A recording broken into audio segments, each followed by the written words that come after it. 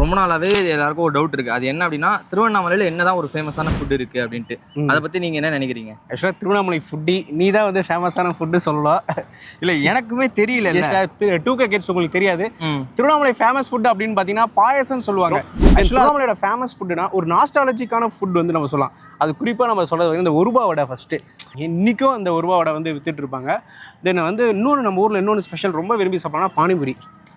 இந்த கடை அந்த கடைன்னு நம்ம சொல்லவே முடியாது.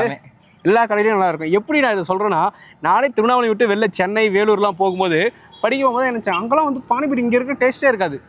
இன்னொரு என்ன தெரியுமா, எக்ஸ்ட்ரா பூரி வைக்கிறது நம்ம ஊரில் தான் இருக்கும். லைக் அதை சாப்பிட்டு முடிச்சதுக்கப்புறம் கேட்டு ஒன்று சாப்பிடலாம். அது நான் போய் வெளில போய் வெயிட் பண்ணிட்டு போவோம். நம்ம மற்ற ஊரில் வேணா அவன் பார்ப்பாங்க தட்டு வச்சுட்டு போப்பா அப்படின்வாங்க.